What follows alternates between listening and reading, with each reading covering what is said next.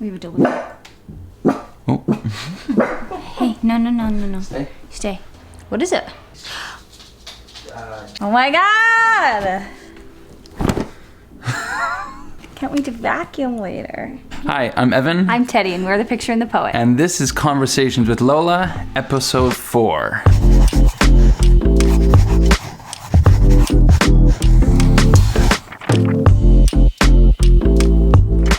So this is episode 4 of what is this called? Where are we? There are some things we see over and over that we think the wedding day could do without this if the guest did not do that. Or if they did other things. Or if they did other things. They're just suggestions. Yeah, just suggestions. We're drinking wine in the middle of the day.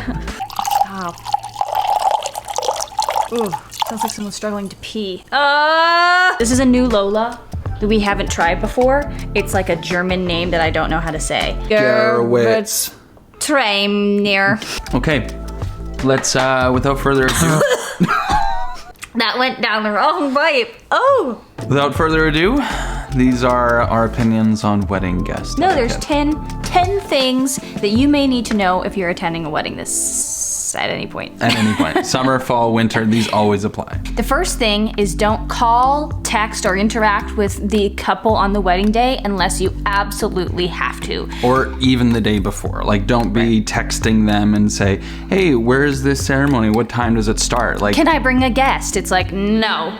If there's something actually happening on the wedding day as well, where let's say you can't find your seat or the bathrooms or something. Or your name's not on the table and you get there. It's like, don't ask the couple. Ask somebody else. Yeah. If there's a wedding planner or someone that looks official, First. ask them. Just leave the couple alone. Leave them alone. The second thing is arrive on time. And we don't mean arrive early, we mean on time. I'm okay with you coming to the ceremony like half an hour early. Like, that's okay. Yeah. Don't come an hour early. If you come way too early and they're in the middle of a photo session, well, they see you, there's gonna be this feeling of an obligation to introduce, and, you know, at that time, they're not playing host. But don't be late either, I mean, obviously. Don't be early, don't be late. Be on time. Be on time. The third thing is to wait until after the ceremony to take photos of the couple. Usually right after the ceremony is where we go off and do family photos. That is a time where we're also kind of like rushing around trying to get it done so that they can enjoy cocktail hour. I think the best time to stop and take a photo with the couple is during that cocktail hour or after the reception. You have 5 or 6 hours to take as many photos as you want with the couple on your phone. Yeah, a wedding that we had a couple weeks ago, the bride and groom came down the aisle and then they looped back to try to go do family photos, and every step on their way to family photos, they were stopping to take a picture. And that just prolonged it and made them more tired to take family photos. So just wait on it. Is that a little harsh? Are we being a little mean? This gotta be sent to the 40+ category. Point number 4, do not wear bright or loud colors or patterns. You're welcome to wear whatever you like. Let's say you love hot pink. That's your color. You want to wear hot pink to this wedding. Okay, wear hot pink. Don't stand right in the aisle then. Every single photo that they're now going to look back on their wedding day, they're like, wow, I wish my Aunt Marge didn't wear bright pink and stand in the aisle, basically. It's like, just wear something a little bit more neutral if you want to sit in the aisle. That at least also leads to the most important point of the ceremony that we want to get across. Number 5, put your phone away during the ceremony. There is something so important about engaging in the moment and being present and giving their full attention. And the couple will share the photo and video with you that is going to be 20 million times better than what you could get on your phone. It doesn't matter who you are, this applies to you. No one is above this. Not only are you taking away from the experience, like this is a ceremony, it's not a sporting event. I think the time where you're welcome to have your phone out, and I care less about the grand entrance, care less about this. The first dances, don't care. The garter toss, bouquet toss. But the ceremony is so delicate, unfixable if something goes wrong, so just please don't mess with me. We're already halfway through. This is gonna be a quick one. You don't like our rambles? Usually cut all of our rambles out.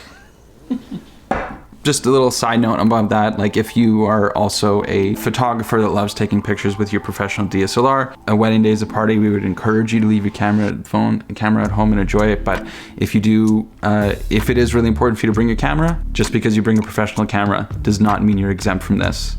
Sit down, put the camera away, enjoy the ceremony. Yeah. The sixth thing on our list is make sure that you bring an appropriate wedding gift. If the couple has set up a registry, purchase something off the registry. There's no need to be creative and deviate. And if they're asking for presentation, know that they're likely going to use that money to pay for some of the wedding costs. If you want to be creative with your words.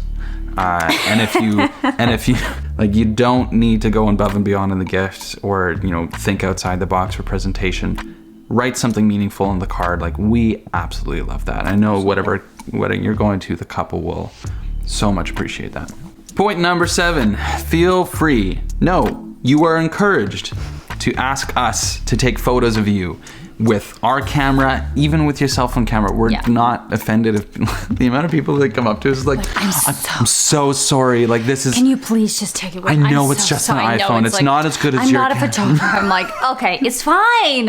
Please come up to me and ask me for photos. Sometimes I'll just waltz right up to people and say, hey, can I take your photo? And if you ask me without it takes with the hard part. Then we don't have to approach people and ask them. It's perfect. It's then now I have these great photos, and I'm totally happy to grab 6 phones if I need to take one on each phone and then one for myself, because I know that the phone is instant. You have it. You can look at it right then. The 8th thing on our list is if there is already a drinking game. A wedding is basically one giant drinking game. Yeah. If there is already a kissing game or no kissing game at all, try to refrain from tinkling the glasses. Tinkling? Tickling? If there isn't a kissing game already set up, it's probably likely that the couple has chosen not to have one. There was one groom we had where he made it very clear to us how there will not be a kissing game, because when he eats food, he wants to eat his food. Shout out to Peter. I don't know. Of all these points, I think of all of them, this is the one that's going to fall on deaf ears, because all it takes is one person to start. And everyone's like, ah! This was actually... Point number 9, if you are bringing your kids, this goes without saying, but you're responsible for them. The receptions can be long, speeches can be long. Just the truth of the matter is, weddings create environments that are difficult for kids to maintain their attention the entire time. That being said, like when it comes to kids at weddings, like children do add so much. They're the first ones on the dance floor. They're always smiling and excited. So we're not saying don't invite them, but know that there needs to be some measures taken if they're going to stick around for the reception. Final and last point, which is going to take this long to get through. 10th and last one on our list is do not talk during speeches. Like common courtesy kind of thing. Common sense, common courtesy, but like we're bringing them up because it's clearly been an issue at multiple weddings. Speeches sometimes are not fun. Family member can kind of get carried away. And then there are also situations where if you're sitting at the back table, maybe you don't have they didn't set up the audio system in the best way. You can't hear. You can't really hear it, so it's difficult to engage in with at all. And so, like, we get it. That being said, as a guest, you're invited to be a part of whatever was happening that day. Yes. And it is your responsibility to be courteous and kind and respectful. If you have to get up and leave because you're going a little bit crazy, it's better than talking out loud. Definitely.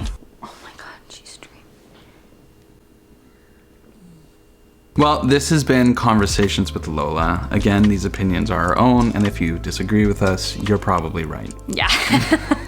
And if you are a couple who are having a wedding and you agree with everything we said, include a link to the video when you send out, emails to all your guests with information on stuff. Yeah. It's like, they'll literally come to the wedding and be like, we watched your scathing video. Good girl. Well, this has been Conversations with Lola. Thanks for sticking around. Bye for now. Bye. Oh. She's like, also, goodbye. Back to sleep. Yeah, literally. Good girl.